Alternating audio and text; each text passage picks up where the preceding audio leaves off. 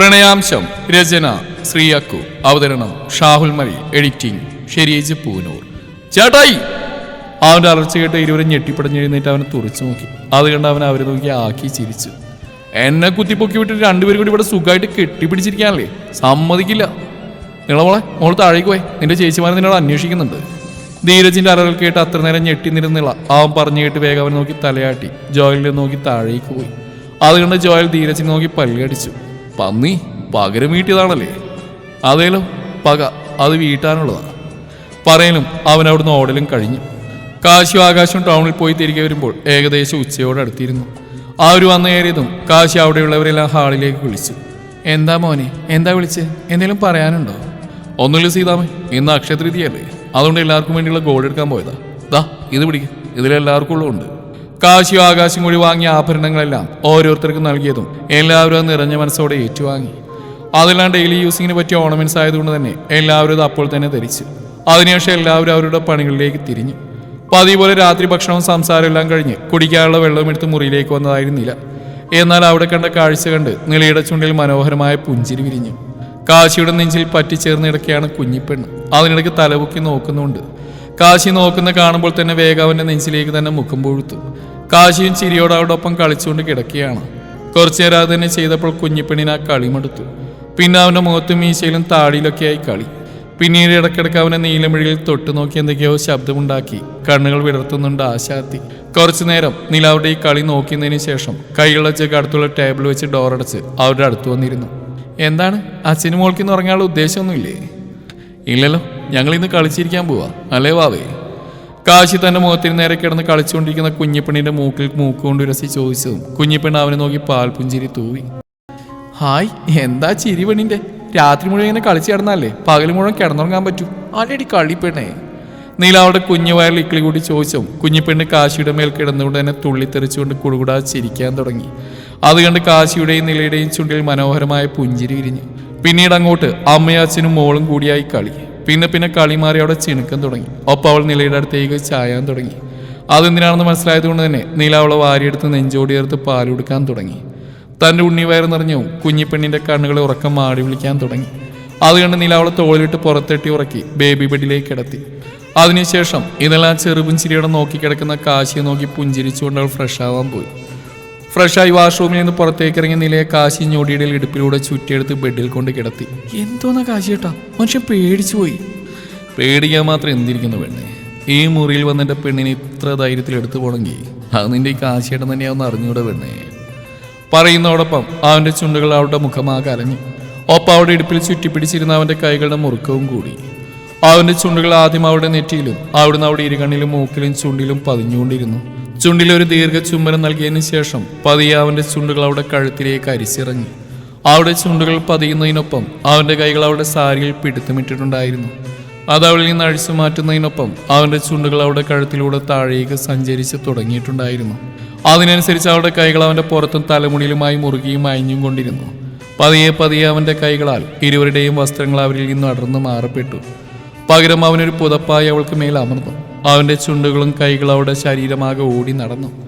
അവസാനം അവളിലെ പെണ്ണ് തന്നെ സ്വീകരിക്കാൻ തയ്യാറെന്ന് മനസ്സിലായതും അവനൊരു മഴയായി അവളിലേക്ക് ആഴ്ന്നിറങ്ങി. തന്റെ നെഞ്ചിൽ തളർന്നു കിടക്കുന്നവളെ കാശി പതിയെ ബെഡിലേക്ക് കിടത്തി. ടേബിളിൽ വെച്ചിരുന്ന ഒരു ചെറിയ ബോക്സ് കയ്യിലെടുത്തു. അത് കണ്ട് നില എന്താണെന്ന പോലെ അവനെ നോക്കി. എന്നാൽ ആ സമയം അവന്റെ ചുണ്ടിൽ നിറഞ്ഞു നിന്നിരുന്ന് ഒരു കള്ളച്ചിരിയായിരുന്നു. അതേ ചിരിയോടെ അവൻ ആ ബോക്സ് തുറന്ന് അതിൽ നിന്നൊരു ഹിപ്പ് ചെയിൻ കയ്യിലെടുത്ത് അവളിലേക്ക് താഴ്ന്നു വന്ന് അവിടെ അണിവയറിലായി അണിയിച്ച് അവിടെ അമർത്തി ചുംബിച്ചു. അതിനുശേഷം കണ്ണുകൾ ഉയർത്തി നിലയെ നോക്കി. അവിടെ ചുവന്നു കയറിയ മുഖവുമായി നാണത്തോടെ കണ്ണുകൾ ഇറുക്കി അടച്ച് കിടക്കുന്ന തന്റെ പെണ്ണിനെ കണ്ട് അവനൊരു കുസൃതിയോടെ തന്റെ താടി കൊണ്ടും മീശ കൊണ്ടും അവിടെ ഉരസി. അതോടെ ഇറുക്കി അടച്ചിരുന്ന കണ്ണുകൾ അവൾ വെട്ടി തുറന്നു. കാശിയേട്ടാ, ഇക്കിളിയാവുന്നു. അച്ചോടാ, എന്റെ പെണ്ണിന് ഇക്കിളിയാവുന്നുണ്ടോ? അതിനാൽ അവനെ നോക്കി അതേന്ന് തലയാട്ടി. ഇനി ചെയ്യുന്നില്ല കേട്ടോ. അല്ല, ഇത് പറ, എങ്ങനെയുണ്ട്? എന്റെ പെണ്ണിന് ഇഷ്ടമായോ ഈ സമ്മാനം? എനിക്കൊത്തിരി ഇഷ്ടമായി. കുറച്ച് നാളായിട്ട് ഞാൻ വിചാരിക്കുന്നു എൻ്റെ ഈ കുഞ്ഞ് മറുകിന് കൂട്ടായിട്ട് ഇവിടെ ഒരു പൊന്നരഞ്ഞാണം കൂടി വേണമെന്ന്. എന്തായാലും ഇതും കൂടി ആയപ്പോൾ എൻ്റെ പെണ്ണിൻ്റെ സൗന്ദര്യം ഒന്നുകൂടി കൂടി. അവൻ്റെ വാക്കിൽ കേട്ട് നാണം കൊണ്ടുള്ള അവനെ നോക്കാനാവാതെ മുഖം വെട്ടിച്ചു. അത് കണ്ട് കാശി അതിൽ ഒന്നുകൂടി അമർത്തി ചുംബിച്ചുകൊണ്ട് അവൾക്ക് നേരെ ഉയർന്നു വന്നു. എൻ്റെ നിളപ്പെണ്ണിന് നാണം വന്നോ? എന്തിനാടി നാണം? നിന്റെ കാശിയേട്ടനല്ലേ പെണ്ണേ? എൻ്റെ അല്ലേ ഇതെല്ലാം? എൻ്റെ മാത്രം സ്വന്തമല്ലേ പെണ്ണേ? നിന്റെ മനസ്സും ശരീരവും. അതുകൊണ്ട് എൻ്റെ പെണ്ണൊരു നാണം വിചാരിക്കണ്ട കേട്ടോ. അവൾ അവനെ നോക്കി ഒരു ചെറുപുഞ്ചിരിയോടെ മൂളിയതും കാശി അവളെ നോക്കി പുഞ്ചിരിച്ച് അവളുടെ നെറ്റിയിൽ ചുണ്ട് ചേർത്തു. പിന്നെ അവൾ തന്നോട് ചേർത്ത് പിടിച്ച് പതിയെ നിദ്രയെ പുൽകി. ഒപ്പം അവളും തൻ്റെ പ്രാണന്റെ സുരക്ഷിതത്വത്തിൽ നിദ്രയിലേക്ക് ആണ്ടു. എന്നാൽ അവൾ അറിഞ്ഞിരുന്നില്ല നാളെ തൻ്റെ ജീവിതത്തിൽ നടക്കാൻ പോകുന്നതിനെ കുറിച്ച്, അത് അവൾക്ക് നൽകുന്ന ആഘാതത്തിനെയും വിഷമത്തിനെയും കുറിച്ച്. പിറ്റേ ദിവസം കാലത്ത് എല്ലാവരും ഭക്ഷണം കഴിച്ചുകൊണ്ടിരിക്കുമ്പോഴാണ് കാശിയുടെ ഫോണിലേക്ക് പോലീസ് സ്റ്റേഷനിൽ നിന്നുള്ള കോള് വന്നു. അത്യാവശ്യമായി കേസിന്റെ കുറച്ച് കാര്യങ്ങൾ സംസാരിക്കണമെന്ന് പറഞ്ഞുകൊണ്ട് കാശിയും ആകാശം വേഗം ഭക്ഷണം കഴിച്ചിരുന്നേറ്റ് സ്റ്റേഷനിലേക്ക് പോയി. അവർ പോയതിന് പുറകെ അവിടെ കുറച്ച് തൊഴിലുറപ്പുകാർ വന്നു. അവരവരുടെ വർക്കിംഗ് ഡ്രസ്സും മറ്റുമിട്ട് റോഡും പരിസരവും ക്ലീൻ ചെയ്യാൻ തുടങ്ങി. ക്ലീനിങ് എല്ലാം അവസാനിച്ചതിന് ശേഷം നിലയുടെ വീടിന്റെ ഓരോ ഭാഗത്തായി അവർ ചപ്പുചവറുകൾ കൂട്ടിയിട്ട് അതെല്ലാം കത്തിക്കാൻ തുടങ്ങി. അതേസമയം തന്നെ അതിൽ നിന്നുമുള്ള 3-4 സ്ത്രീകൾ ഒരേ സമയം ആ കത്തിക്കൊണ്ടിരിക്കുന്ന ചപ്പുചവറിലേക്ക് ഓരോ പൊതികളിട്ട് തങ്ങളുടെ വസ്ത്രം കൊണ്ട് മൂക്ക് പൊത്തി ഉടനടി അവിടുന്ന് മാറിപ്പോയി. അപ്പൊ തന്നെ തങ്ങൾ നിൽക്കുന്ന ഭാഗത്തേക്കെല്ലാം പുക വരുന്ന കണ്ട് ഗാർഡ്സ് അവരോട് അതെത്രയും പെട്ടെന്ന് നടക്കാൻ വേണ്ടി പറഞ്ഞുകൊണ്ടിരിക്കുന്ന സമയത്താണ് ഓരോരുത്തരും മയങ്ങി വീഴാൻ തുടങ്ങിയത്. നിമിഷ നേരം കൊണ്ട് അവിടെ ഉണ്ടായിരുന്ന ഗാർഡ്സും ബാക്കിയുള്ള സ്ത്രീകളും മയങ്ങി വീണു. അതുകൊണ്ട് ദൂരെ നിർത്തിയിട്ടിരിക്കുന്ന കാറിലിരുന്ന ഗിരിധരന്റെ ചുണ്ടിൽ ക്രൂരമായ പുഞ്ചിരി വിരിഞ്ഞു. ഇതേ സമയം അകത്തുള്ളവർക്ക് എന്തൊക്കെയോ അസ്വസ്ഥതകൾ തോന്നിക്കൊണ്ട് പുറത്തേക്ക് നോക്കാൻ ഇറങ്ങിയതായിരുന്നു ധീരജും ചോയനും. അപ്പോഴാണ് തങ്ങളുടെ ഗാർഡ്സെല്ലാം കുഴഞ്ഞു വീണ് കിടക്കുന്നത് കണ്ട്. അതുകൊണ്ട് അപകടം മനസ്സിലാക്കി അവർ വേഗം ഗാർഡ്സിന്റെ അടുത്തേക്ക് ഓടി വന്നു. എന്നാൽ തങ്ങൾ വിളിച്ചിട്ട് ആരും ഉണരാത്ത കണ്ട് അവർ കാശി കോൾ ചെയ്തുകൊണ്ട് തിരികെ പോരാൻ തുടങ്ങുമ്പോഴാണ് അവരും ആ വായു ശ്വസിച്ച് മയങ്ങി വീണത്. അകത്തിരിക്കുന്ന സ്ത്രീകൾക്കും ചെറുതായി പുക കാരണം അസ്വസ്ഥതകൾ ഉണ്ടാവാൻ തുടങ്ങിയതും അവർ ജനലുകളെല്ലാം അടച്ചിട്ടു. ഒപ്പം മുൻവാതിലും ബാൽക്കണി ഡോറും മറ്റും അടച്ച് അടുക്കള വാതിലടക്കാൻ തുടങ്ങുമ്പോഴാണ് അതുവഴി ഒരു 8-10 പേർ അകത്തേക്ക് കയറിയത്. അവർ തങ്ങൾ അപകടപ്പെടുത്താമെന്നവരാണെന്ന് മനസ്സിലായത് കൊണ്ട് തന്നെ അവരെല്ലാം അവിടെയുള്ള സാധനങ്ങൾ വെച്ച് അവരെ എതിർക്കാൻ ശ്രമിച്ചെങ്കിലും അവരുടെ ആയുധബലത്തിനും കരുത്തിനും മുമ്പിൽ അവർക്ക് പിടിച്ചേൽക്കാൻ പറ്റിയില്ല. അതിനാൽ തന്നെ അവർ അവരുടെ കയ്യിൽ മയക്കാനുള്ള സ്പ്രേ എടുത്ത് എല്ലാവരെയും മയക്കി കിടത്തി. നിലയും കുഞ്ഞിപ്പെണ്ണിനെയും മാത്രം അവിടെ നിന്ന് എടുത്തുകൊണ്ട് പുറത്തേക്ക് ഇറങ്ങി. എന്നാൽ ഇതേ സമയം അവരുടെ വീട്ടിൽ നിന്നുള്ള ശബ്ദം കേട്ട് പുറത്തേക്ക് ഇറങ്ങിയതായിരുന്നു നിഖിലും അവന്റെ വീട്ടുകാരും. ആ സമയത്താണ് ആരെല്ലാമോ ചേർന്ന് നിലയും കുഞ്ഞിപ്പെണ്ണിനെ എടുത്തുകൊണ്ടുവന്ന് കണ്ടത്. അത് കണ്ട് അവർ ആ ഗുണ്ടകൾക്കരികിലേക്ക് വന്നെങ്കിലും അവർ അവരുടെ മുഖത്ത് മയങ്ങാനുള്ള സ്പ്രേ അടിച്ച് നിഖിലിനെ അടിച്ചിട്ട് അവിടുന്ന് പുറത്തേക്ക് പോയി. അവർ പുറത്തേക്ക് ഇറങ്ങിയത് മുന്നിലായി ഗിരിധരന്റെ കാർ വന്നിരുന്നു. അതിലേക്ക് നിലയും കുഞ്ഞിപ്പെണ്ണിനെയും കിടത്തി. അവർ പുറകെയുള്ള വണ്ടികൾ പോയി കയറി. പിന്നെ ഒരു നിമിഷം പോലും അവിടെ നിൽക്കാതെ ശരവേഗത്തിൽ ആ വണ്ടികളെല്ലാം ഗിരിധരന്റെ എസ്റ്റേറ്റ് വീട്ടിലേക്ക് പോയി. തന്റെ കൈയുള്ള ഫോണിലൂടെ വീട്ടിൽ നടന്നെല്ലാം ലൈവായി കണ്ടുകൊണ്ടിരിക്കുകയാണ് കാശിയും ആകാശും. അല്പനേരം മുമ്പ് ജോയലിനെ വിളിച്ചപ്പോൾ കിട്ടാത്ത കണ്ട് മറ്റുള്ളവരുടെ ഫോണിലേക്കും വിളിച്ചു നോക്കിയെങ്കിലും ഇതേ അവസ്ഥ തന്നെയായിരുന്നു. അതുകൊണ്ട് സംശയത്തോടെ ഫോൺ എടുത്ത് വീട്ടിലെ CCTV ലിങ്ക് ഫുട്ടേജ് നോക്കിയപ്പോഴാണ് അവിടെ നടന്ന സംഭവവികാസങ്ങളെല്ലാം കണ്ടത്. അത് കണ്ടപ്പോൾ തന്നെ കാശിയുടെ നിർദ്ദേശപ്രകാരം ആകാശ് ഹോസ്പിറ്റലിലേക്ക് വിളിച്ച് അവരുടെ വീട്ടിലേക്ക് എത്രയും പെട്ടെന്ന് എത്താൻ ഏർപ്പാടാക്കിയിരുന്നു. പിന്നെ അവരുടെ കണ്ണുകൾ ഫോണിലേക്ക് തന്നെ പോയി. അവിടെ നടന്നെല്ലാം കാണും തോറും ഇരുവരുടെയും മുഖം ദേഷ്യം കൊണ്ട് വലിഞ്ഞു മുറുകുന്നുണ്ടായിരുന്നു. അതിനനുസരിച്ച് വണ്ടിയുടെ സ്പീഡും കൂടിക്കൊണ്ടിരുന്നു. വീടിന്റെ മുന്നിൽ വണ്ടി വന്നു നിന്നു ഇരുവരും വേഗം ചാടി ഇറങ്ങി. അവിടെ കിടക്കുന്നവരെല്ലാം തട്ടി വിളിക്കാൻ തുടങ്ങി. എന്നാൽ ആരും എഴുന്നേൽക്കുന്നില്ലെന്ന് കണ്ടതും അവർ വേഗം അകത്തേക്ക് ഓടിക്കയറി. അവിടെ കിടക്കുന്നവരുടെ അവസ്ഥ ഇത് തന്നെയാണെന്ന് കണ്ട് അവർ വേഗം ഡോക്ടർക്ക് ഫോൺ ചെയ്തു.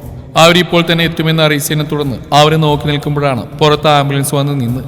അതിൽ നിന്ന് ഡോക്ടേഴ്സ് ഇറങ്ങി എല്ലാവരെയും പരിശോധിച്ച് അവരവർക്ക് ഉണരാനുള്ള മെഡിസിൻ നൽകി. അവിടെ തന്നെ വെയിറ്റ് ചെയ്തു.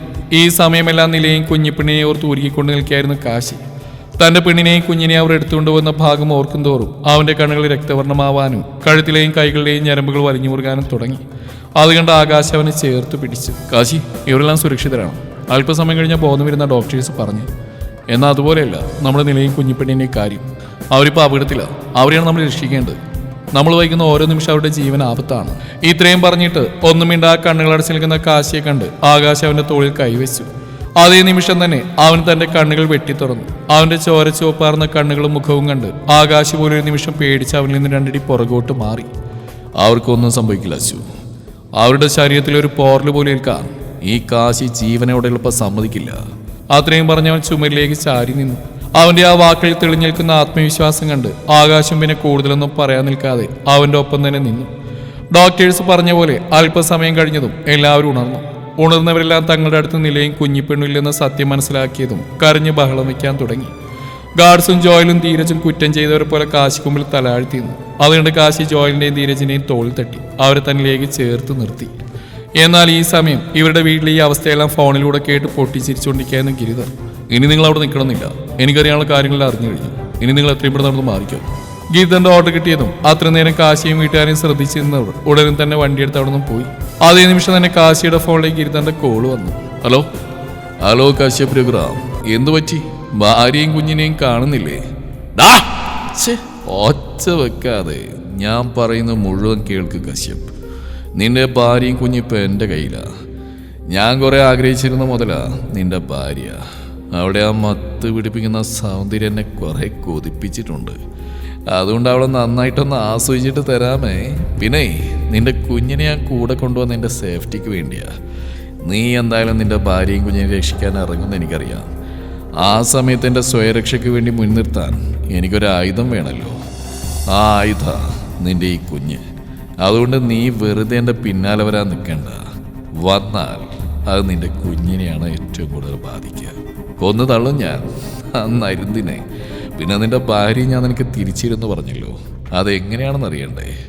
നമ്മുടെ നാട്ടിലെ ചവറ് കൊണ്ടിടുന്ന സ്ഥലമല്ലേ, അവിടെ ചവറുകൂലുകൾക്കിടയിൽ കിടക്കുന്നുണ്ടാവും നിന്റെ ഈ സുന്ദരിയായ ഭാര്യ. അതും നൂൽ വസ്ത്രം പോലും ഇല്ലാതെ ഞാനും എൻ്റെ പിള്ളേരും പിച്ച് ചീന്തിയ നിലയിൽ. ഇപ്പൊ കാര്യങ്ങളൊക്കെ മനസ്സിലായല്ലോ. അതുകൊണ്ട് സമാധാനമായിട്ട് അവിടെ ഇരുന്നു. പിന്നെ ഇതെല്ലാം പറഞ്ഞ എന്തിനാണെന്ന് മനസ്സിലായിട്ടുണ്ടാവില്ലോ അല്ലേ? ഇനി മനസ്സിലായില്ലെങ്കിൽ ഞാൻ തന്നെ പറഞ്ഞുതരാം. എൻ്റെ പുറകെ വരരുത്. വന്ന ഒരു പൂ പറിക്കുന്ന ലാഘവത്തോട് ആദ്യം നിന്റെ കുഞ്ഞിൻ്റെ ജീവൻ ഞാൻ എടുക്കും. അതിനുശേഷം നിന്റെ പെണ്ണിൻ്റെയും. അത്രയും പറഞ്ഞൊരു പൊട്ടിച്ചിരിയോടെ ഗിരിത തൻ്റെ ഫോൺ ഓഫ് ചെയ്ത് നിലയും കുഞ്ഞിപ്പെണ്ണിനെയും കിടത്തിരിക്കുന്ന മുറിയിലേക്ക് ഒരു വശ്യമായ ചിരിയോടെ കയറിപ്പോയി. എന്നാൽ ഇതേ സമയം ഫോണിലൂടെ ഗിരിധർ പറഞ്ഞ കാര്യങ്ങൾ കേട്ട് ദേഷ്യം കൊണ്ട് ജ്വലിച്ചു നിൽക്കുകയായിരുന്നു കാശി. അവൻ്റെ ആ നിൽപ്പും ഭാവമെല്ലാം കണ്ട് ആർക്കും അവനോടൊന്നും ചോദിക്കാൻ തോന്നുന്നുണ്ടായിരുന്നില്ല. എങ്കിലും അവർക്ക് നിലയെക്കുറിച്ച് എന്തെങ്കിലും വിവരം കിട്ടിയോ എന്ന് അറിയണമെന്നുണ്ടായിരുന്നു. അതിനാൽ തന്നെ അത് ചോദിക്കാൻ വേണ്ടി നിൽക്കുമ്പോഴാണ് എല്ലാവരെയും ഞെട്ടിച്ചുകൊണ്ട് കാശി കൊടുത്തിരുന്ന മുണ്ട് മടക്കി കുത്തി സംഹാരരുദ്രനെ പോലെ അവൻ്റെ വണ്ടിയിലെ ഡ്രൈവിംഗ് സീറ്റിലേക്ക് കയറിയിരുന്നു. അതുകൊണ്ട് ആകാശം ജോയലും ധീരജ് അതിലേക്ക് ചാടി കയറിയിരുന്നു. അവർ കയറിയതും കാശി തലയിരിച്ച് പുറത്തു നിൽക്കുന്ന അവൻ്റെ ഗാർഡ്സിലെ ഹെഡായിട്ടുള്ള സ്റ്റീഫനെ നോക്കി. അവൻ്റെ നോട്ടത്തിൻ്റെ അർത്ഥം മനസ്സിലായ പോലെ സ്റ്റീഫൻ അവനെ നോക്കി തലയാട്ടി. അതേ നിമിഷം തന്നെ കാശിയുടെ കാർ ആ കോമ്പൗണ്ട് വിട്ട് പുറത്തേക്ക് പോയി. ഒപ്പം സ്റ്റീഫൻ അവിടെയുള്ള തൻ്റെ ഗാർഡ്സിനെ മുഴുവൻ വീടിന് ചുറ്റും അറേഞ്ച് ചെയ്ത് നിർത്തി. അതിനുശേഷം സ്പെഷ്യൽ ഗാർഡ്സിനെ വിളിച്ച് തങ്ങളുടെ എല്ലാ ആയുധ സന്നാഹങ്ങളുമായി അവിടേക്ക് വരാനുള്ള ഓർഡറും കൊടുത്തു. ഗിരിധർ അവരെ മുറിയിൽ കൊണ്ടുപോയി കിടത്തുമ്പോൾ എങ്ങനെയായിരുന്നു അവർ കിടന്നിരുന്നത് അതുപോലെയാണ് അവർ തിരികെ വരുമ്പോഴും, അതുപോലെ തന്നെയാണ് അവൻ തിരികെ വരുമ്പോഴും അവർ കിടന്നിട്ടുണ്ടായിരുന്നത്. അത് കണ്ട് അവൻ നിലയും കുഞ്ഞിപ്പെണ്ണിനെയും കിടത്തിയിരിക്കുന്ന ബെഡിനരികിലിട്ടിരിക്കുന്ന ചെയറിൽ വന്നിരുന്ന് അവളെ അടിമുടി ഒഴിഞ്ഞു നോക്കി. നിന്റെ ഈ കിടത്തം കാണുമ്പോൾ തന്നെ നിന്നിലേക്ക് പടർന്നു കയറാൻ എനിക്ക് തോന്നുന്നുണ്ട്. പക്ഷേ മയങ്ങിക്കിടക്കുന്ന നിന്നെ ആസ്വദിക്കുന്നതിനേക്കാൾ ഉണർന്നു കിടക്കുന്ന നിന്നെ ആസ്വദിക്കുന്നതിലല്ലേ ഒരു ത്രില്ലുള്ളൂ. പിന്നെ നിനക്കും അറിയണ്ടേ ഞാൻ നിനക്ക് നൽകാൻ പോകുന്ന സുഖം. അവൻ അവളെ നോക്കി ഇത്രയും പറഞ്ഞുകൊണ്ട് അവിടെ കിടക്കുന്ന ടേബിളിൽ നിൽപ്പം വെള്ളമെടുത്ത് അവളുടെ മുഖത്തേക്ക് ഒഴിച്ചു. മുഖത്ത് വെള്ളം വീണു. നീല എഴുന്നേൽക്കാൻ വേണ്ടി ശ്രമിച്ചെങ്കിലും അവളുടെ കണ്ണുകൾ വീണ്ടും മാടി അടഞ്ഞു പോകുന്നുണ്ടായിരുന്നു. അത് കണ്ട് ഗിരിധർ വീണ്ടും വെള്ളം അവളുടെ മുഖത്തേക്ക് ഒഴിച്ചു. അതോടെ അവൾ എങ്ങനെയൊക്കെയോ കണ്ണുകൾ വലിച്ചു തുറന്ന് ബെഡിൽ എഴുന്നേറ്റിരുന്നു. പെട്ടെന്നാണ് അവളുടെ മനസ്സിലേക്ക് അല്പം മുമ്പ് വീട്ടിൽ വെച്ച് നടന്ന സംഭവങ്ങൾ ഓടിയെത്തിയത്. അതോടെ അവളൊരു ഞെട്ടലോടെ തലയുയർത്തി ചുറ്റും നോക്കി. അപ്പോഴാണ് തന്നെ നോക്കിയൊരു വല്ലാത്ത ഭാവത്തോടെ ഇരിക്കുന്ന ഗിരിധറിനെ അവൾ കണ്ടത്. അവനവിടെ കണ്ടതും അവളുടെ നെഞ്ചിലൊരു വെള്ളിടി വെട്ടി. അവന്റെ കണ്ണുകൾ തന്നിൽ നിന്നും ബെഡിലേക്ക് പോകുന്ന കണ്ട് അവിടേക്ക് നോക്കിയപ്പോഴാണ് ബെഡിൽ തന്നെ അരികിൽ കിടക്കുന്ന കുഞ്ഞിപ്പെടിനെ കണ്ടത്. കുഞ്ഞിനെ കണ്ടതും അവൾ വേഗം അവളെ വാരിയെടുത്ത് നെഞ്ചിലേക്ക് പൊതിഞ്ഞു പിടിച്ചു. എന്തു പറ്റുന്നില്ല? പേടിച്ചു പോയോ? എന്തിനാ പേടിക്കുന്നത്? നിന്റെ ഏട്ടനല്ലേ ഞാൻ. ഏട്ടൻ മോളെ സ്നേഹിക്കാൻ കൊണ്ടുവന്നല്ലേ. അപ്പൊ ഇങ്ങനെ പേടിച്ചിരിക്കാൻ പാടുണ്ടോ? എന്നെ വെറുതെ വിടുന്ന എനിക്ക് നല്ല, അല്ലെങ്കിൽ എന്റെ കാശ് എന്റെ കൈ കൊണ്ട് തീരും നിന്റെ ഈ ജന്മം. പ്രതീക്ഷിക്കാതെയുള്ള നിലയുടെ ചീറൽ കേട്ട് അമ്പരപ്പോടെ നിൽക്കുകയായിരുന്നു ഗിരിധർ. കാരണം താൻ അറിയുന്ന നില ഒരിക്കലും ഇങ്ങനെ പെരുമാറുന്ന കണ്ടിട്ടില്ല. തന്നെയും തന്റെ വീട്ടുകാരെയും കാണുമ്പോൾ തന്നെ പേടിച്ചൊതുങ്ങി തലയും താഴ്ത്തി നിൽക്കുന്നവളായിരുന്നു. അങ്ങനെയുള്ളവൾ ഇന്ന് തനിക്ക് നേരെ തല ഉയർത്തിപ്പിടിച്ച് ദേഷ്യം കൊണ്ട് വിറച്ചിരിക്കുന്ന കണ്ട് ഗിരിധർ ആദ്യം ഒന്ന് ഞെട്ടിയെങ്കിലും പിന്നെ ആ ഞെട്ടിലൊരു പൊട്ടിച്ചിരിയിലേക്ക് വഴി മാറി.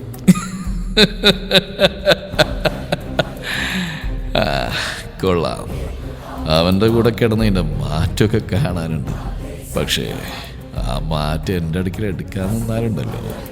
എന്തു ചെയ്യും? തന്നെ കൊല്ലുമോ? ഞാനായിട്ട് നിന്നെ കൊല്ലില്ല. പക്ഷെ നിനക്ക് ചത്താ മതിയെന്ന് തോന്നും. അതുവരെ നിന്റെ ശരീരത്തിൽ കയറി നിറങ്ങും ഞാൻ എൻ്റെ കൂടെയുള്ളവരും. അത്ര നേരം ധൈര്യത്തോടെ അവൻ്റെ മുന്നിൽ ചീറിക്കൊണ്ട് നിന്നില്ല. അവൻ്റെ ഈ വാക്കുകൾ കേട്ട് തരിച്ചെന്ന് പോയി. എങ്കിലും കാശിയുടെ മുഖം മനസ്സിൽ വന്നു. അവൾ കണ്ണുകളടച്ച് ശ്വാസം ഒന്ന് ആഞ്ഞു വലിച്ചു വിട്ടു. ഇതെല്ലാം നിന്റെ വെറും വ്യാമോഹം മാത്രമാ. എൻ്റെ കാശിയുടെ ശരീരത്തിൽ ഒരു തുണ്ട് ജീവനെങ്കിലും ബാക്കിയുണ്ടേ അത് എന്നെ എൻ്റെ മോളെ ഒരു പോല് പോലിക്കാതെ ഇവിടുന്ന് കൊണ്ടുപോകും. ഒപ്പം ഞങ്ങൾ ഈ നാട്ടിൽ വന്ന ലക്ഷ്യം നേടുകയും ചെയ്യും. നിന്റെ ആത്മവിശ്വാസം കൊള്ളാം, പക്ഷെ ഒന്നും നടക്കാൻ പോകുന്നില്ല. നിങ്ങളുടെ കുഞ്ഞിനെ ഞാൻ കൊല്ലുമെന്നുള്ള പേടിയിൽ അവനെൻ്റെ പുറകെ വരില്ല. വന്ന ആ നിമിഷം തീരും ഈ സാധനത്തിൻ്റെ ജീവൻ. പിന്നെ കേസ് ജയിക്കുന്ന കാര്യം അതൊട്ടും നടക്കാൻ പോകുന്നില്ല. തെളിവുകളില്ലാതെ നിങ്ങളെങ്ങനെ കേസ് ജയിക്കുമെന്നാ. പിന്നെ നീ ഇത്രയൊക്കെ പറഞ്ഞ സ്ഥിതിക്ക് ഞാൻ തന്നെ നിനക്കെല്ലാം പറഞ്ഞുതരാം. നിന്റെ അച്ഛനെയും അമ്മയും, അതായത് കൃഷ്ണമാഷിനെയും മാലതി ടീച്ചറെയും കൊന്നത് ഞങ്ങൾ തന്നെയാണ്. എൻ്റെ അച്ഛൻ്റെ കൈ കൊണ്ടാണ് നിൻ്റെ അച്ഛൻ്റെ ജീവനും പോയത്. എൻ്റെ ഏട്ടൻ്റെ കൈ കൊണ്ട് നിൻ്റെ അമ്മയുടെ ജീവനും. അതിൻ്റെ തെളിവുകളെന്ന് പറയാൻ ആകെ ഉണ്ടായിരുന്ന CCTV ദൃശ്യങ്ങളാണ്. അതും നിങ്ങൾ എവിടെ തിരഞ്ഞാലും കിട്ടാൻ പോകുന്നില്ല. കാരണം ആ ഫൂട്ടേജ് ഇരിക്കുന്ന ഇവിടുത്തെ ലോക്കറില്ല. അതുവന്ന് അച്ഛനോട് നശിപ്പിക്കാൻ പറഞ്ഞ, പക്ഷെ അച്ഛൻ അതിന് സമ്മതിച്ചില്ല. കാരണം എന്താണെന്നോ, നിന്റെ അച്ഛൻ്റെ മരണം എൻ്റെ അച്ഛനൊരു ലഹരിയായിരുന്നു. അത്രക്ക് ദേഷ്യവും വെറുപ്പായിരുന്നു എൻ്റെ അച്ഛന് നിന്റെ അച്ഛനോട്. ഗിരിധരന്റെ വാക്കുകൾ കേട്ട് തറഞ്ഞിരിക്കായിരുന്നില്ല. തന്റെ അച്ഛന്റെയും അമ്മയുടെയും മരണം മുന്നിൽ കണ്ട പോലെ അവളുടെ കണ്ണുകൾ നിറഞ്ഞൊഴുകി. അത്രയും നേരം തനിക്ക് നേരെ ചീറിക്കൊണ്ടിരുന്നവരുടെ കണ്ണുനീര് കണ്ടതും ഗിരിധരന്റെ മുഖത്തൊരു വിജയശിരി വിരിഞ്ഞു. തെളിവായി ഇത്രയും പോരെ ഓഫീസർ? കാശി ഒരു പ്രത്യേക ഭാഗത്തിൽ സ്റ്റിയറിംഗിൽ താളമിട്ടുകൊണ്ട് കോ ഡ്രൈവർ സീറ്റിലിരിക്കുന്ന SI നോക്കി ചോദിച്ചു. അയാൾ അവനെ നോക്കി പുഞ്ചിരിച്ചു. മതി, ഇത് മതി. കൊലക്കുറ്റത്തുള്ള പരമാവധി ശിക്ഷ അവർക്ക് ഞാൻ നേടിക്കൊടുക്കും. SIയുടെ വാക്കുകൾ കേട്ടതും കാശിയുടെ ചുണ്ടിൽ വന്യമായൊരു പുഞ്ചിരി വിരിഞ്ഞു. അതേ ചിരിയോടെ തന്നെ അവൻ തന്റെ കാറ് ഗിരിധരന്റെ എസ്റ്റേറ്റ് ഗേറ്റിനരികിലേക്ക് ഓടിച്ചു കയറ്റി. ഉടനെ തന്നെ ഉടനൊക്കെ അവന്റെ ഗാർഡ്സ് അവിടെ നിരന്നു. ഉടനെ തന്നെ അവരുടെ കൈയുള്ള ഗണ്ണിൽ നിന്ന് സിറിഞ്ചുകൾ അവിടെ നിൽക്കുന്ന ഗുണ്ടകളുടെ കഴുത്തിലേക്ക് പാഞ്ഞു കയറി. ഗാർഡ്സ് മുന്നോട്ട് നീങ്ങുന്നതിനനുസരിച്ച് കാശിയും കൂട്ടരും തങ്ങൾക്ക് മുന്നിലേക്ക് ഓടിയെടുക്കുന്നവരെ അടിച്ചു നിരത്തി. പുറത്തേക്കും അകത്തേക്കും ഒരു ശബ്ദം പോലും കേൾപ്പിക്കാൻ നടത്തുന്ന ഒരു സൈലന്റ് മിഷൻ ആയതുകൊണ്ട് മുറിയിലിരിക്കുന്ന ഗിരിധരനൊന്നും അറിഞ്ഞിരുന്നില്ല. തങ്ങൾക്കെതിരെ വന്നവരെല്ലാം അടിച്ചു നിരത്തി മുകളിലേക്ക് പോകാൻ തുടങ്ങുമ്പോഴായിരുന്നു ഒരുത്തൻ ഇവരെ കണ്ട് നേരെ ഗിരിധരന്റെ അടുത്തേക്ക് പാഞ്ഞത്. അവനെ പിടിക്കാൻ വേണ്ടി അവർ പിറകെ പോയെങ്കിലും അവൻ അപ്പോഴേക്കും ഗിരിധരന്റെ അടുത്തേക്ക് എത്തിയിട്ടുണ്ടായിരുന്നു. സർ, അവർ വന്നിട്ടുണ്ട്, നമ്മുടെ ആൾക്കാരെല്ലാം അടിച്ചു നോക്കി. അയാൾ ശ്വാസമടക്കി ഗിരിധരനോട് പറഞ്ഞതും അവൻ ഞൊടിയുള്ള നിലയുടെ കയ്യിൽ നിന്ന് കുഞ്ഞിപ്പെണ്ണിനെ പിടിച്ചെടുത്ത് അവന്റെ കൈയുള്ള ഗണ്ണ് കുഞ്ഞിപ്പെണ്ണിനെ നെറ്റിയിലായി വെച്ചു. ഇത് കണ്ട് നില അലറിക്കരഞ്ഞുകൊണ്ട് അവന്റെ അടുത്തേക്ക് പോകാൻ നിന്നെങ്കിലും അവന്റെ വാക്കുകൾ കേട്ട് ഒരടി മുന്നോട്ട് വയ്ക്കാനാവാതെ അവിടെ തന്നെ നിന്നുപോയി. അപ്പോഴേക്കും അവളുടെ അടുത്ത് കാശിയും ആകാശും മറ്റുള്ളവർ എത്തിയിട്ടുണ്ടായിരുന്നു. അവിടുന്ന് ഒരു അടി അനങ്ങിപ്പോരുത്, അനങ്ങിക്കഴിഞ്ഞാ നിന്റെ കുഞ്ഞിന്റെ തല ഇവിടെ ചിതറും. ഗിരിധർ അവരെ നോക്കി ഇത് പറയുമ്പോഴാണ് കുഞ്ഞിപ്പെണ്ണ് കാശിയെ കണ്ട് അവന്റെ അടുത്തേക്ക് പോകാൻ വേണ്ടി വാശി പിടിക്കാൻ തുടങ്ങിയത്. അതുകൊണ്ട് ഗിരിധർ അവൾ അടക്കി പിടിക്കാൻ നോക്കുന്നുണ്ടെങ്കിലും അവൾ വീണ്ടും വീണ്ടും കുതിറിക്കൊണ്ടിരുന്നു. നാശം, അടങ്ങിയിരിക്കോച്ചേ, അല്ലെങ്കിൽ ഇവിടെ തീരും നിന്റെ ജീവിതം. ഗിരിധർ കുഞ്ഞിപ്പെണ്ണിനെ നോക്കി കണ്ണുരുട്ടി പറഞ്ഞു. അവളും തിരിച്ചവനെ കണ്ണുരുട്ടി. അതുകൊണ്ട് ഇങ്ങനൊരു സാഹചര്യം ആയിരുന്നിട്ടും കൂടി ജോയലിന് ആകാശിനും മറ്റും ചിരി പൊട്ടി. എന്നാൽ കുഞ്ഞിപ്പെണ്ണിന്റെ അടുത്ത നീക്കം കണ്ട് അവിടെയെല്ലാം കിളി പറഞ്ഞു. കാരണം അമ്മാതിരി അടിയാണ് ആ കുഞ്ഞിക്കൈയും വെച്ച് അവൾ ഗിരിധരന്റെ കവിളിനിട്ട് കൊടുത്ത്. അതിന്റെ ഷോക്കിൽ കവിളിൽ കൈയും വെച്ച് നിൽക്കുന്ന ഗിരിധരനെ കണ്ട് ആകാശ് വായുപത്തി ചിരിച്ചുപോയി.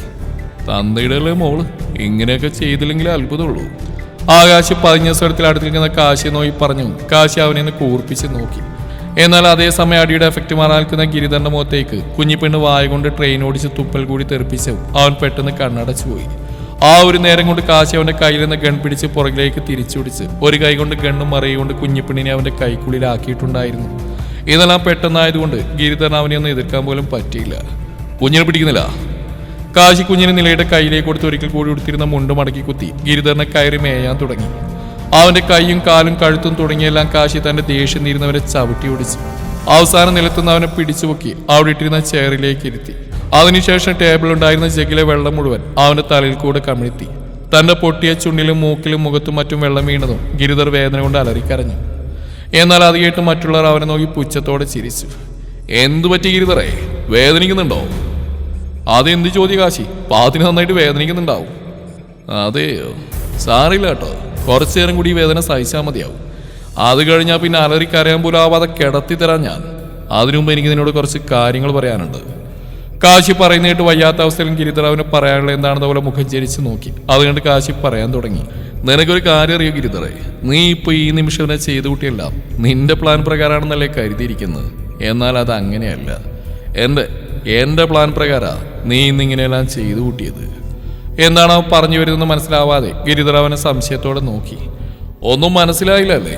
പറഞ്ഞുതരാം. ഇന്ന് നിനക്ക് എന്റെ പെണ്ണിനെയും കുഞ്ഞിനെയും തട്ടിക്കൊണ്ടുള്ള അവസരം ഒരുക്കി തന്ന ആരാണെന്നറിയോ? മറ്റാരുമല്ല, ഈ ഞാൻ തന്നെയാ. എന്തിനാണെന്നോ? കൃഷ്ണമാഷിനെയും മാലതി ടീച്ചറിനെയും കൊലപാതകത്തെക്കുറിച്ചുള്ള തെളിവുകൾ കിട്ടാൻ വേണ്ടി. ഇവിടേക്ക് വരുന്നതിന് മുമ്പ് എനിക്കറിയായിരുന്നു ഞങ്ങൾ ഇവിടെ വന്ന് എത്ര അന്വേഷിച്ചിട്ട് ഒരു കാര്യമില്ലെന്ന്. അങ്ങനെ ആലോചിച്ച് നോക്കിയപ്പോഴാ നിങ്ങളെ കൊണ്ട് തന്നെ പറയിപ്പിച്ചാൽ അത് എങ്ങനെയുണ്ടാവുന്നൊരു ചിന്ത വന്നു. പിന്നെ അതെങ്ങനെ നടപ്പിലാക്കുന്ന പ്ലാനിലായിരുന്നു ഞങ്ങൾ. അതിനുവേണ്ടി ആദ്യം കുറച്ച് കാര്യങ്ങളൊക്കെ ഞങ്ങൾ പ്ലാൻ ചെയ്ത് വെച്ചിരുന്നു. പക്ഷേ അന്ന് ഞങ്ങൾ നിന്നെ അമ്പലത്തിൽ വെച്ച് കണ്ടില്ലേ?